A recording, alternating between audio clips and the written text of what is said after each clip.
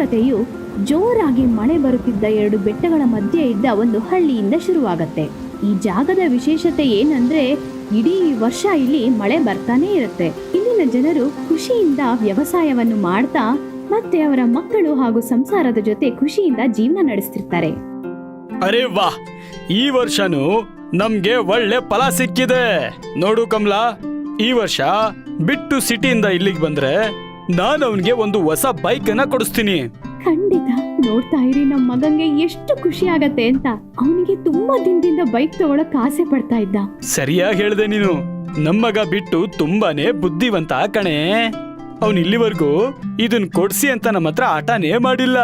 ಹಗಲು ರಾತ್ರಿ ಓದಿ ಅವನ ಶಕ್ತಿಯಿಂದ ಒಂದು ಸ್ಕಾಲರ್ಶಿಪ್ ಅನ್ನ ಪಡ್ಕೊಂಡಿದ್ದಾನೆ.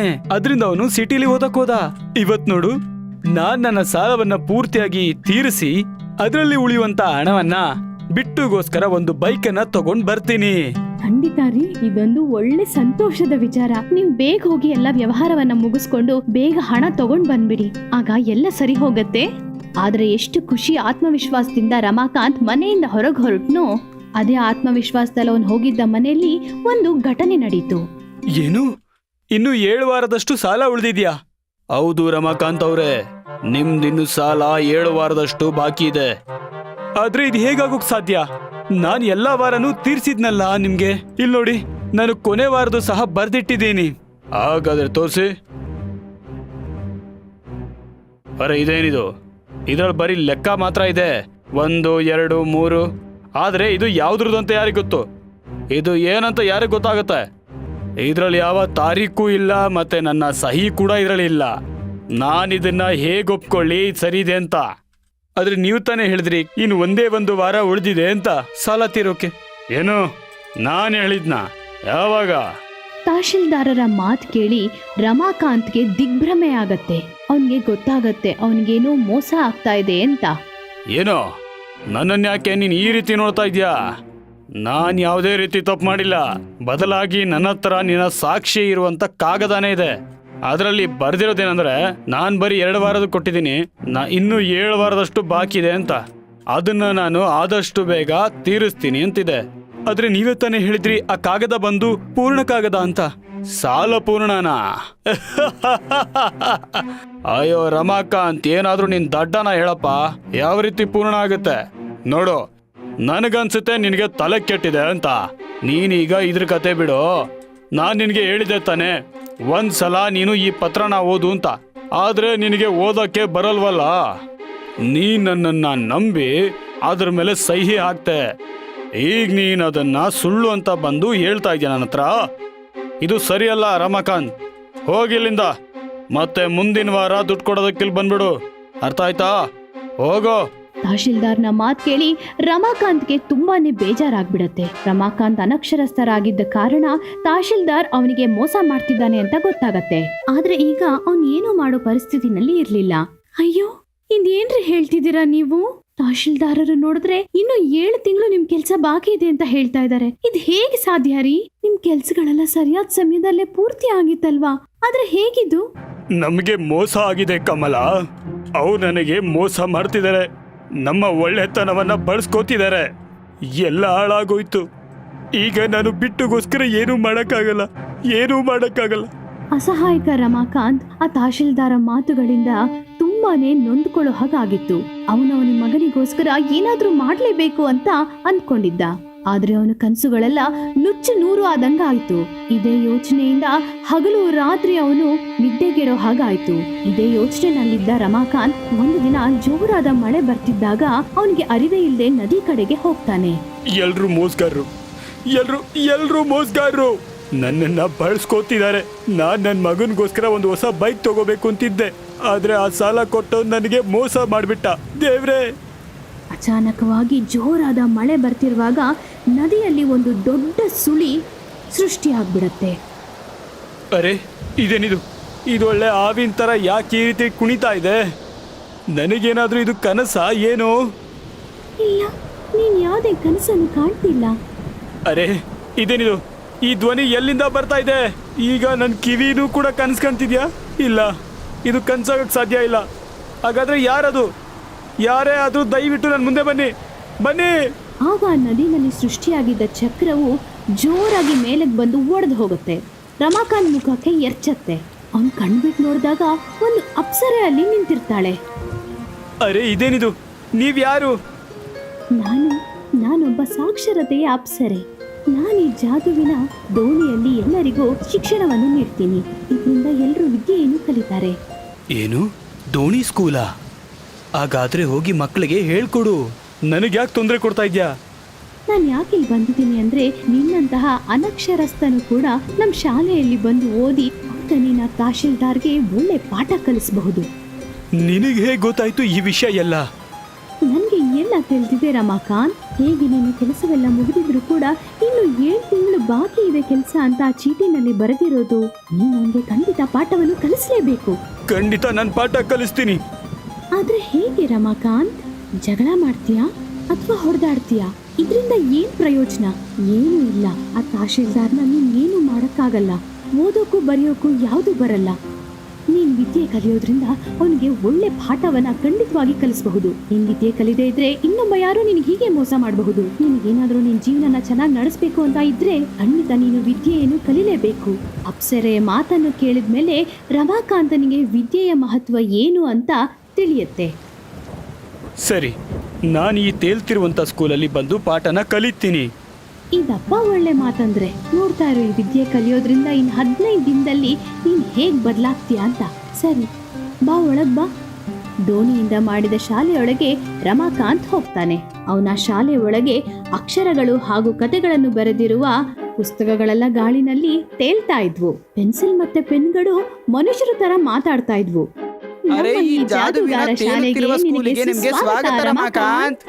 ಅರೇ ವಾ, ಈ ಸ್ಕೂಲ್ ಅಂತೂ ವಿಚಿತ್ರವಾಗಿದೆ. ಇಲ್ಲಿ ಕಲಿಯೋದಕ್ಕಂತೂ ಮಜಾ ಸಿಗುತ್ತೆ. ರಮಾಕಾಂತ್ ಇದನ್ನೆಲ್ಲ ನೋಡಿದ್ಮೇಲೆ ಅಪ್ಸರೆ ಮೇಲೆ ನಂಬಿಕೆ ಇಟ್ಟು ಓದಕ್ಕೆ ಶುರು ಮಾಡ್ತಾನೆ. ಮತ್ತೆ ಅದರಲ್ಲಿ ಮಗ್ನನಾಗ್ತಾನೆ. ರಮಾಕಾಂತ್ಗೆ ಓದೋದು ತುಂಬಾ ಇಷ್ಟ ಆಗತ್ತೆ.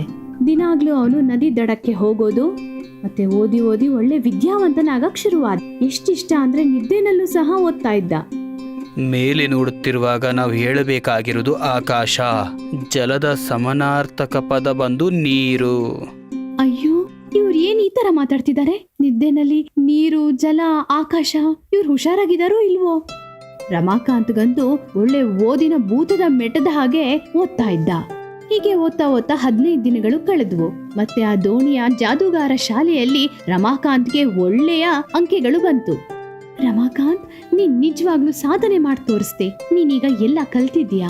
ಈಗ ನೋಡು, ನಿನಗೆ ಭವಿಷ್ಯದಲ್ಲಿ ಎಷ್ಟು ಅವಕಾಶಗಳು ಸಿಗತ್ತೆ ಅಂತ. ಇದೆಲ್ಲ ನಿಮ್ಮಿಂದನೇ ಸಾಧ್ಯ ಆಗಿದ್ದು. ಇವತ್ತಿಂದ ನಾನ್ ಕೊಡೋ ಶಿಕ್ಷಣ ನಿನಗೆ ಮುಗೀತು. ನಿನಗೆ ಜ್ಞಾಪಕ ಇದೆಯಲ್ವಾ ನೀನ್ ನಾಳೆ ಏನ್ ಮಾಡ್ಬೇಕು ಅಂತ? ಹಾ. ರಮಾಕಾಂತನು ಪರೀಕ್ಷೆಯಲ್ಲಿ ಉತ್ತೀರ್ಣನಾಗಿರ್ತಾನೆ. ಮತ್ತೆ ಅವನು ಮುಂದೆ ಏನ್ ಮಾಡ್ಬೇಕು ಅಂತ ಚೆನ್ನಾಗಿ ಜ್ಞಾಪಕ ಇಟ್ಕೊಂಡಿರ್ತಾನೆ. ಮುಂದಿನ ದಿನ ಅವನು ಫೋರಂಗೆ ಹೋಗಿ ಆ ತಹಶೀಲ್ದಾರ್ ಮಾಡಿದ್ದ ಎಲ್ಲ ತಪ್ಪುಗಳನ್ನ ಅವನಿಗೆ ವಿವರಿಸ್ತಾನೆ. ರಮಾಕಾಂತ್ ಹೇಳಿದ ಬಳಿಕ ಪೊಲೀಸ್ನವರು ಆ ತಹಶೀಲ್ದಾರ್ನ ಸೆರೆ ಹಿಡಿತಾರೆ. ರಮಾಕಾಂತ್ಗೆ ಆ ತಹಶೀಲ್ದಾರನಿಂದ ಬಿಡುಗಡೆ ಸಿಕ್ಕಿತು. ಇಷ್ಟೇ ಅಲ್ಲದೆ ಆ ತಹಶೀಲ್ದಾರಿಂದ ದಂಡ ಹಾಕಿ ರಮಾಕಾಂತ್ಗೆ 50,000 ಅವನು ಕೊಡೋ ಹಾಗೆ ಮಾಡ್ತು. ಅವನ ಮಗ ಬಿಟ್ಟುಗೆ ಒಳ್ಳೆ ಬೈಕ್ ಕೊಡಿಸಲು ಸಹಾಯ ಆಯ್ತು. ನಿಜವಾಗ್ಲೂ ಇದನ್ನ ಕೇಳಿ ನನಗೆ ಆಶ್ಚರ್ಯ ಆಯ್ತು. ಈ ಚಮತ್ಕಾರ ನಂದಲ್ಲ, ನಮ್ಮ ಹಳ್ಳಿಯ ಮಳೆ ನೀರಿನಲ್ಲಿ ತೇಲುತ್ತಿರುವ ಸ್ಕೂಲ್ನದ್ದು. ಏನು? ರಮಾಕಾಂತನು ಅವನ ಹೆಂಡತಿ ಕಮಲಾ ಮತ್ತೆ ಆ ಊರು ಜನರಿಗೆಲ್ಲ ಆ ನದಿ ದಡದಲ್ಲಿದ್ದ ಆ ಶಾಲೆ ಬಗ್ಗೆ ತಿಳಿಸ್ತಾನೆ. ಅವನು ಹೇಳಿದ ನಂತರ ಊರಿನ ಜನರೆಲ್ಲ ಒಬ್ಬೊಬ್ಬರಾಗಿ ಆ ನದಿ ದಡದಲ್ಲಿದ್ದ ಶಾಲೆಗೆ ಹೋಗೋಕ್ ಶುರು ಮಾಡ್ತಾರೆ. ಕಲಿಕೆ. ಈ ಕಲಿಕೆಗೆ ಯಾವುದೇ ವಯಸ್ಸು ಬೇಕಾಗಿಲ್ಲ. ನಮ್ಗೇನಾದ್ರೂ ಓದ್ಲೇಬೇಕು ಅಂತ ಹಠ ಬಂದ್ರೆ ಯಾವುದೇ ಮಳೆ, ಬಿರುಗಾಳಿ, ಚಳಿ ಏನೇ ಇದ್ರೂ ನಾವು ಓದಕ್ಕೆ ತಯಾರಾಗಿರ್ತೀವಿ.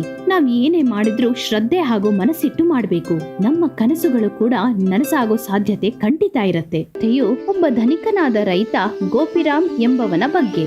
ಗೋಪಿರಾಮ್ ಹಗಲು ರಾತ್ರಿ ವ್ಯವಸಾಯ ಮಾಡ್ತಾ ಕೆಲ್ಸ ಮಾಡ್ತಾ ಇದ್ದ. ಮತ್ತೆ ಅವನ ಮನೆ ಹಾಗೂ ಪರಿವಾರವನ್ನ ನೋಡ್ಕೊಳ್ತಿದ್ದ.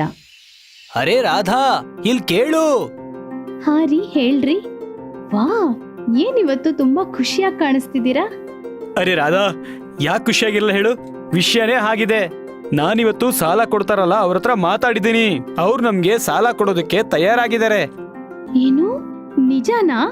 ಹಾ, ಮತ್ತೆ ನಮ್ಮೂರ್ಗೆ ಸಿಟಿಯಿಂದ ಬಂದಿರೋ ಆ ವಿದ್ಯಾವಂತರಿದಾರಲ್ವಾ, ಅವ್ರ ಹತ್ರನೂ ನಾನು ಮನೆ ಕಟ್ಸೋ ಬಗ್ಗೆ ಮಾತಾಡಿದ್ದೀನಿ. ಏನು ಆ ತಹಶೀಲ್ದಾರ ಟೀಕೆದಾರ ಹತ್ರನಾ? ಹಾ, ಮತ್ತಿನ್ನೇನು? ನೀನ್ ಯಾಕೆ ನಿರಾಶೆ ಮಾಡ್ಕೋತಾ ಇದ್ಯಾ ಹೇಳು? ಅದು ನಾನ್ ಹಳ್ಳಿ ಜನರಿಂದ ಕೇಳಿದ್ದೀನಿ, ಆ ಟೀಕೆದಾರನು ತುಂಬಾ ಸುಳ್ಳುಗಾರನಂತ. ಈ ಊರಲ್ಲಿ ತುಂಬಾ ಜನರನ್ನ ಅವನು ಮೋಸ ಮಾಡಿದಾನೆ. ಹಾಗಾಗಿ ಅವನು ತುಂಬಾ ದಿನದಿಂದ ಹಳ್ಳಿನಲ್ಲಿ ಕಣ್ಮರೆಯಾಗಿದ್ದ. ಅಯ್ಯೋ ರಾಧಾ, ನೀನಂತೂ ಯಾರು ಏನ್ ಹೇಳ್ತಾರೋ ಅದನ್ನೆಲ್ಲ ನೀನು ನಂಬ್ತಾನೆ ಇರ್ತೀಯ. ಈ ಹಳ್ಳಿ ಜನ ಅಂತೂ ಅವ್ರ ಜೊತೆ ಸರಿಯಾಗಿ ಮಾತೇ ಆಡಿಲ್ಲ. ಈಗ ನೋಡಿದ್ರೆ ಅವ್ರ ಮೇಲೆ ಅಪವಾದ ಹೊರಿಸ್ತಿದ್ದಾರೆ. ನೀನು ನನ್ನನ್ನ ನಂಬು, ನಾನ್ ಅವ್ರ ಹತ್ರ ಮಾತಾಡಿದೀನಿ. ಅವರು ತುಂಬಾ ಅನುಭವಿಸ್ತಿರೋ ತರ ನನಗೆ ಅನ್ನಿಸ್ತಾರೆ, ಗೊತ್ತಾ? ಹಾಗಿದ್ರೆ ನಿಮ್ಗೆ ಅವನಿಂದ ಯಾವುದೇ ತೊಂದ್ರೆ ಆಗಲ್ಲ ಅಂತ ಅನ್ಸಿದ್ರೆ? ಹಾ, ನೋಡ್ತಿರು, ಆದಷ್ಟು ಬೇಗ ನಮ್ಮ ಕನಸಿನ ಮನೆ ನಮ್ ಮುಂದೆ ಇರುತ್ತೆ. ಮತ್ತೆ ಆ ಮನೆ ಈ ಊರಿನ ದೊಡ್ಡ ಮನೆ ಆಗುತ್ತೆ. ನೀವೇನ್ ಅನ್ಕೊಳ್ತಿದ್ದೀರೋ ಅದ್ ಹಾಗೆ ಆಗ್ಲಿರಿ. ಭಗವಂತ ನಮ್ಮೇಲೆ ಕರುಣೆ ಇಡಪ್ಪ. ಮನೆ ಕಟ್ತಾ ಇದೀವಿ ಅಂತ ವಿಚಾರ ಕೇಳಿ ರಾಧಾಳಿಗೆ ತುಂಬಾ ಖುಷಿ ಆಗತ್ತೆ. ನೋಡ್ತಾ ನೋಡ್ತಾ ಗೋಪಿರಾಮ್ ಮತ್ತೆ ರಾಧಾಳ ಮನೆ ಕಟ್ಟೋದು ಶುರು ಆಯ್ತು. ಊರಿಂದ ಬಂದಿದ್ದ ಟೇಕಿದಾರ್ ಅವರ ಹತ್ರ ಸಾಲ ಪಡೆದ ಮೇಲೆ ಗೋಪಿರಾಮ್ ಅವರ ಮನೆ ತುಂಬಾನೇ ದೊಡ್ಡದಾಗಿ ಕಟ್ಟಲ್ಪಟ್ಟಿತ್ತು. ವಾಹ್, ಇದಂತೂ ಜಾದುನೇ! ಎಷ್ಟು ಸುಂದರವಾದ ಮನೆ! ಇಂಜಿನಿಯರ್ ಸಾರ್, ನಿಮ್ಗಂತೂ ತುಂಬಾ ತುಂಬಾ ಧನ್ಯವಾದ. ಪರವಾಗಿಲ್ಲ ಗೋಪಿರಾಮ್, ಜನರ ಕನಸಿನ ಮನೆಯನ್ನ ಕಟ್ಕೊಡೋದು ನನ್ನ ಜವಾಬ್ದಾರಿ. ನಿಜ, ನೀವು ನಿಜಕ್ಕೂ ಸರಿಯಾಗಿ ಹೇಳಿದ್ರಿ. ಸರಿ, ಈಗ ತಮಾಷೆ ಸಾಕು. ಬೇಗ ನನಗೆ ಉಳಿದಿರೋ ದುಡ್ಡನ್ನ ಕೊಟ್ಬಿಡಿ. ನಾನು ನಾಳೆನೆ ಸಿಟಿಗೆ ಹೋಗ್ಬೇಕು. ಖಂಡಿತ. ಗೋಪಿರಾಮ ಟೇಕಿದಾರನಿಗೆ ಅವನು ಕೂಡಿಟ್ಟ ಹಣವನ್ನೆಲ್ಲ ಕೊಟ್ಬಿಟ್ಟ. ಮತ್ತೆ ಅವನು ಹೆಂಡತಿಯಾದ ರಾಧಾಳ ಜೊತೆ ಹೊಸ ಮನೆಯಲ್ಲಿ ವಾಸಿಸಕ್ಕೆ ಶುರು ಮಾಡ್ದ. ಅವನು ಪ್ರತಿದಿನ ಬೆಳಿಗ್ಗೆ ಎದ್ದು ವ್ಯವಸಾಯ ಮಾಡಿ ರಾತ್ರಿ ಬಂದು ಆರಾಮಾಗಿ ನಿದ್ದೆ ಮಾಡ್ತಿದ್ದ.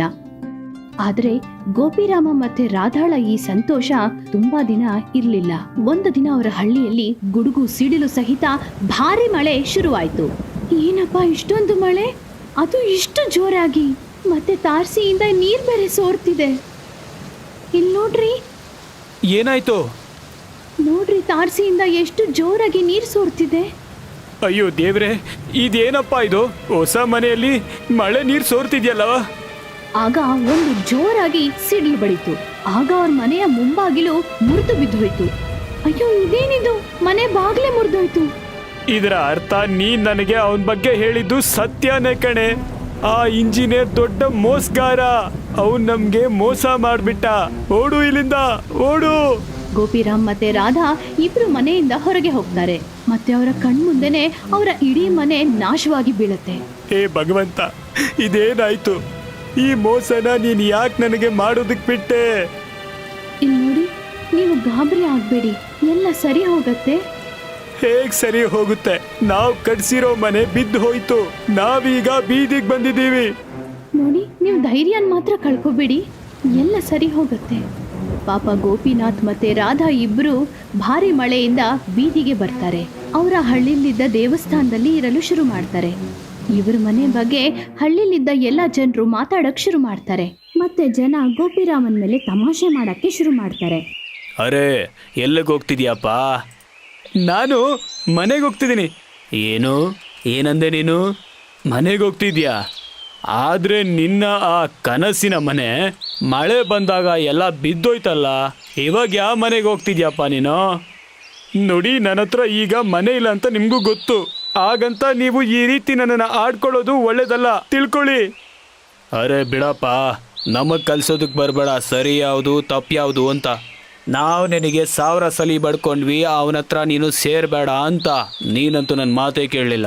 ಅನ್ಭವಿಸು, ಹೋಗು, ಹೋಗಿರು ನಿನ್ನ ಮನೆಯಲ್ಲಿ. ಈ ಜನಗಳ ಮಾತು ಕೇಳಿ ತುಂಬಾ ಬೇಜಾರು ಮಾಡ್ಕೊಂಡ ಗೋಪಿರಾಮ್ ಅವನ ಮೇಲೆ ಅವನೇ ಪಶ್ಚಾತ್ತಾಪ ಪಡಕ್ ಶುರು ಮಾಡ್ತಾನೆ. ಆದ್ರಿಂದ ಇನ್ನಷ್ಟು ನಿರಾಶೆಗೊಳ್ತಾನೆ. ಈಗ ಗೋಪಿರಾಮ್ಗೆ ಏನ್ ಮಾಡೋದು ಅಂತ ಗೊತ್ತಾಗದೆ ಸುಮ್ಮನೆ ಓಡಾಡಕ್ಕೆ ಶುರು ಮಾಡ್ತಾನೆ. ಒಂದು ದಿನ ರಾತ್ರಿ ಅವನಿದ್ದ ಮಂದಿರದ ಮುಂದೆ ಇದ್ದ ಮರದ ಕೆಳಗೆ ಕೂತ್ಕೊಂಡು ಅಳೋಕ್ಕೆ ಶುರು ಮಾಡ್ತಾನೆ. ಅಲ್ಲ, ನಾನು ಏನು ಮಾಡಿಬಿಟ್ಟೆ? ನನ್ನ ಮನೆನ ನಾನೇ ಹಾಳು ಮಾಡ್ಕೊಂಡ್ಬಿಟ್ನಲ್ಲ. ನನಗೆ ನಾಚಿಕೆ ಆಗ್ತಾ ಇದೆ, ತುಂಬ ನಾಚಿಕೆ. ರಾಧಾ ನನಗೆ ಹೇಳಿದ್ಲು ಸ್ವಲ್ಪ ಸಮಾಧಾನವಾಗಿ ಯೋಚನೆ ಮಾಡಿ ಅಂತ. ಆದ್ರೆ ನಾನು ಅವಳ ಮಾತನ್ನ ತಲೆಗೆ ಹಾಕೊಳ್ಳೇ ಇಲ್ಲ. ನಾನು ಹುಚ್ಚ, ನಾನು ದೊಡ್ಡ ಹುಚ್ಚ. ಗೋಪಿರಾಮ್ ಅವನ ಮೇಲೆ ಅವನ್ನೇ ಬೈಕೊಂಡು ತುಂಬಾ ಅಳೋಕೆ ಶುರು ಮಾಡ್ತಾನೆ. ಅಳ್ತಾ ಇರ್ಬೇಕಾದ್ರೆ ಅವನಿಗೆ ಒಂದು ಶಬ್ದ ಕೇಳಿಸತ್ತೆ. ಅರೆ ರೇ, ಈ ರೀತಿ ಅಳ್ಬೇಡಪ್ಪ, ಅಳೋದು ಒಳ್ಳೇದಲ್ಲ. ಈ ಧ್ವನಿ ಯಾರ್ದು? ನನಗ್ ಗೊತ್ತು ನಿನಗೆ ಜೀವನದಲ್ಲಿ ತುಂಬಾ ನೋವಾಗಿದೆ ಅಂತ. ಅದಕ್ಕೆ ನೀನು ಅಳೋದ್ರಿಂದ ಏನ್ ಸಿಗುತ್ತೆ?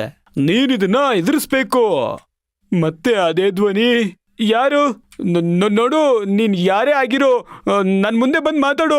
ನಾನೀಗ ಯಾಮಾರಲ್ಲ. ನಾನು ಯಾರನ್ನೂ ಕೂಡ ಸುಲಭವಾಗಿ ನಂಬಕ್ ಹೋಗಲ್ಲ. ಅದಕ್ಕೆ ಮುಂದೆ ಬನ್ನಿ. ನಾನ್ ನಿನಗೆ ಮೋಸ ಮಾಡಕ್ ಹೋಗಲ್ಲ ಕಣಪ್ಪ. ನಾನ್ ನಿನಗೆ ಸಹಾಯ ಮಾಡ್ಬೇಕು ಅನ್ಕೊಂಡಿದ್ದೀನಿ. ಸಹಾಯ? ಸರಿ, ಹಾಗಾದ್ರೆ ಸ್ವಲ್ಪ ಮುಂದೆ ಬನ್ನಿ. ನೀವ್ ಯಾರು ಅಂತ ನಾನು ನೋಡ್ತೀನಿ. ಮತ್ತೆ ನೀವ್ ಯಾಕೆ ನನಗೆ ಸಹಾಯ ಮಾಡ್ತೀರಾ? ಆಗ ಆ ಮರದತ್ರ ಇದ್ದ ಕಲ್ಲುಗಳ ರಾಶಿ ಮಧ್ಯದಿಂದ ಒಂದು ಮಂಟಪ ಉದ್ಭವ ಆಗಕ್ ಶುರುವಾಯ್ತು. ಇದೇನಪ್ಪ? ಆಗ ಒಂದು ಚಮತ್ಕಾರ ನಡೆಯಿತು. ಆ ಮಂಟಪದೊಳಗಿಂದ ಒಬ್ಬ ವಿಶಾಲವಾದ ಜೀನಿ ಬರಕ್ಕೆ ಶುರುವಾದ. ಅರೆ, ಇದೇನಪ್ಪ? ಹೇಳು ಗೋಪಿ, ಹೇಗಿದ್ಯೋ ನೀನು? ಮೊದ್ಲು ನೀನು ಹೇಳು, ನೀನ್ ಯಾರು ಅಂತ. ನಾನೊಬ್ಬ ಜೀನಿ. ತುಂಬಾ ವರ್ಷಗಳಿಂದ ಜನರಿಗೆ ಸಹಾಯ ಮಾಡ್ತಾ ಬಂದಿದ್ದೀನಿ. ಸಹಾಯ? ಆದ್ರೆ ಹೇಗೆ? ಜನರು ಅವರ ಸಮಸ್ಯೆನ ನನಗೆ ಹೇಳ್ತಾರೆ. ನನ್ನ ಜಾದುವಿನ ಶಕ್ತಿಯಿಂದ ನಾನು ಅವರಿಗೆ ಪರಿಹಾರ ಕೊಡ್ತೀನಿ. ಏನು? ಜಾದುನಾ? ಹಾ, ಜಾದು. ನೀನ್ ಈಗ ಹೇಳು, ನಿನ್ನ ಸಮಸ್ಯೆ ಏನು ಅಂತ. ಜೀನಿ ಕೇಳಿದ ತಕ್ಷಣ ಸ್ವಲ್ಪನೂ ಯೋಚನೆ ಮಾಡದೆ ಗೋಪಿರಾಮ್ ಅವನಿಗಾದ ಮೋಸದ ಕಥೆನ ಅವನಿಗೆ ಸಂಪೂರ್ಣವಾಗಿ ತಿಳಿಸ್ದ. ಈ ಕಥೆಯನ್ನು ಕೇಳಿ ಜೀನಿಗೆ ತುಂಬಾನೇ ಕೋಪ ಬಂತು. ಏನೋ, ನಿನಗಂತೂ ತುಂಬಾನೇ ಅನ್ಯಾಯ ಆಗಿದೆ. ಹೇಳು, ನಿನಗೇನ್ ಬೇಕು? ನನಗೆ ಮತ್ತೆ ನನ್ನ ಮನೆ ನನಗೆ ನೀಟಾಗಿ ಅದೇ ರೀತಿ ಆಗ್ಬೇಕಷ್ಟೇ. ಮತ್ತೆ ಆ ಇಂಜಿನಿಯರ್ಗೆ ಪಾಠ ಕಲಿಸ್ಬೇಕು. ಅವನಿಂದಾಗಿ ನನ್ನ ಎಲ್ಲ ಹಣವು ಖಾಲಿಯಾಗಿದೆ. ಅದ್ರ ಜೊತೆಗೆ ನನಗೆ ಸಾಲನೂ ಆಗಿದೆ. ನನಗೆ ಇದರಿಂದ ನನಗೆ ಮುಕ್ತಿ ಬೇಕು. ಗೋಪಿರಾಮ್ ಮೇಲೆ ಜೀನಿಗೆ ಕರುಣೆ ಹುಟ್ಕೊಳ್ತು. ಜೀನಿ ಗೋಪಿರಾಮ್ನ ಅವನ ಮನೆ ನಾಶವಾಗಿದ್ದ ಜಾಗಕ್ಕೆ ಕರ್ಕೊಂಡ್ ಬಂತು. ಅರೆ, ನೀನ್ ಯಾಕೆ ನನ್ನ ಇಲ್ಲಿ ಕರ್ಕೊಂಡ್ ಬಂದೆ? ಈಗ್ಲೇ ಹೇಳ್ತೀನಿ. ಹೇ ದಿವ್ಯ ಶಕ್ತಿಗಳೇ, ನನ್ನ ಮಾತನ್ನು ಕೇಳಿ. ಈ ಬಡವನ ಮನೆಯನ್ನ ಅವನಿಗೆ ವಾಪಸ್ ಮಾಡಿ. ಓಂ ಚಿಕಲೆ ಕಲಕಲಕ ಓಂ. ಈ ಮಂತ್ರದಿಂದ ಸಿಕ್ಕಾಪಟ್ಟೆ ಚಮತ್ಕಾರ ನಡೀತು. ಮುರಿದು ಬಿದ್ದಿದ್ದ ಇಟ್ಟಿಗೆಗಳೆಲ್ಲ ಅದಕ್ಕದೇ ಜೋಡಿಸೋಕೆ ಶುರು ಆಯ್ತು. ಮತ್ತೆ ಜೀನಿ ಆದೇಶದಂತೆ ಆ ಇಟ್ಟಿಗೆಗಳು ಒಂದ್ರ ಮೇಲೊಂದು ಅದಕ್ಕದೇ ಜೋಡಿಸ್ಕೊಳ್ತು. ಇದ್ರ ಜೊತೆ ಆ ಜೀನಿಯ ಆದೇಶದಂತೆ ಆ ಇಟ್ಟಿಗೆಗಳ ಮೇಲೆ ಹೆಂಚು ಕೂಡ ಬರಕ್ಕೆ ಶುರುವಾಯಿತು. ಮತ್ತೆ ಆ ತೆಂಗಿನ ಗರಿಯ ಸಹಾಯದಿಂದ ಹೊಸದಾದ ಮನೆಯನ್ನು ಕಟ್ಟಲ್ಪಟ್ಟಿತು. ನೋಡ್ತಾ ನೋಡ್ತಾ ಬೆಳಗ್ಗೆ ಆಗೋಯ್ತು. ಮತ್ತೆ ಗೋಪಿರಾಮ್ ಅವನ್ ಹೇಗ್ ಅನ್ಕೊಳ್ತಿದ್ನೋ ಅದೇ ರೀತಿಯಲ್ಲಿ ಹೊಸದಾದ ಮನೆಯ ಮುಂದೆ. ಅರೆ, ಇದಂತೂ ನಿಜವಾಗ್ಲೂ ಅದ್ಭುತನೇ ಆಗೋಯ್ತು. ನೀನ್ ನನ್ನ ಮನೆಯನ್ನ ಪೂರ್ತಿಯಾಗಿ ಕಟ್ಕೊಟ್ಬಿಟ್ಟೆ. ಧನ್ಯವಾದ, ನಿನಗೆ ಧನ್ಯವಾದ. ನೀನು ಸೂರ್ಯನ ಹೊಸ ಕಿರಣದ ಜೊತೆಗೆ ನನಗೊಂದು ಹೊಸ ಬದುಕನ್ನ ಕೊಟ್ಟೆ. ಅರೆ, ಇಷ್ಟು ಬೇಗ ಅಷ್ಟೊಂದು ಖುಷಿ ಪಡಬೇಡ. ಇರು ಒಂದ್ ಸ್ವಲ್ಪ, ನಾನ್ ನಿನಗೆ ಒಂದು ಆಶ್ಚರ್ಯವನ್ನ ತೋರಿಸ್ತೀನಿ. ಆಗ ಜೀನಿ ಜೋರಾಗಿ ತಾಳ ಹಾಕಕ್ ಶುರು ಮಾಡ್ದ. ಅವಾಗ ಒಂದು ಚಮತ್ಕಾರನೇ ನಡೀತು. ಊರಲ್ಲಿದ್ದ ಟೇಕೆದಾರನನ್ನ ಜೀನಿಯ ಚಮತ್ಕಾರದಿಂದ ಗೋಪಿರಾಮನ ಮುಂದೆ ತಂದು ನಿಲ್ಸ್ಬಿಟ್ಟ. ಗೋಪಿರಾಮ್ ನೋಡ್ತಾನೆ. ಅವಾಗ ಆ ಟೇಕಿದಾರ್ ಒಂದು ಮಂಚದ ಮೇಲೆ ಚೆನ್ನಾಗಿ ನಿದ್ದೆ ಮಾಡ್ತಿರ್ತಾನೆ. ನಿಧಾನವಾಗಿ ಟೇಕಿದಾರ್ಗೆ ಎಚ್ಚರವಾದಾಗ, ನಾನು ಎಲ್ಲಿದ್ದೀನಿ ಗೋಪಿ? ಅಂದ್ರೆ ಇದೇಗ್ ಸಾಧ್ಯ? ನಾನು ಸಿಟಿಲಿ ಇದ್ನಲ್ಲ. ಇದು ನನ್ನ ಬೆಡ್ ಇಲ್ಲಿವರೆಗೂ ಹೇಗ್ ಬಂತು? ಇದೆಲ್ಲ ನನ್ನ ಜಾದುವಿನ ಕಮಾಲು. ನೀನೀಗ ಗೋಪಿಗ್ ಮಾಡಿರುವಂತ ಮೋಸಕ್ಕೆ ಕ್ಷಮೆಯನ್ನ ಕೇಳಬೇಕು. ಇಲ್ಲ ಅಂದ್ರೆ ನಾನು ಯಾವ ತರ ಪಾಠ ಕಲಿಸ್ತೀನಿ ಅಂದ್ರೆ, ನೀನು ನಿನ್ ತಪ್ಪಿನ ಅರಿವನ್ನ ಮಾಡಿಕೊಂಡು ಅವನ ಹತ್ರ ಕ್ಷಮೆ ಕೇಳದೆ ಇದ್ರೆ ಶಾಶ್ವತವಾಗಿ ನೀ ನಮ್ಮನ್ನ ನೋಡ್ದೇ ಇರೋಕ್ಕಾಗಿರೋ ಜಾಗದಲ್ಲಿ ಬಿಟ್ಬಿಡ್ತೀನಿ. ಜೀನಿಯ ಮಾತು ಕೇಳಿ ಭಯ ಪಟ್ಟು ಟೇಕೆದಾರ್ ಅವನಷ್ಟಕ್ಕೆ ಅವನು ಪೊಲೀಸ್ ಸ್ಟೇಷನ್ಗೆ ಹೋಗಿ ಎಲ್ಲ ಸತ್ಯಾಂಶಗಳನ್ನ ಒಪ್ಕೊಂಡ. ಇದ್ರ ಜೊತೆಗೆ ಗೋಪಿರಾಮಿಂದ ಮೋಸದಿಂದ ತಗೊಂಡಿದ್ದ ದುಡ್ಡನ್ನು ವಾಪಸ್ ಕೊಟ್ಬಿಟ್ಟ. ಇದರಿಂದ ಗೋಪಿರಾಮ್ಗಾಗಿದ್ದ ಎಲ್ಲ ನಷ್ಟವನ್ನ ಭರಿಸ್ಬಿಟ್ಟ. ಮತ್ತೆ ಅವತ್ತಿಂದ ಗೋಪಿರಾಮ್ ಮತ್ತೆ ರಾಧಾ ಇಬ್ರು ಖುಷಿಯಿಂದ ಮನೆಯಲ್ಲಿ ವಾಸಿಸಕ್ ಶುರು ಮಾಡಿದ್ರು.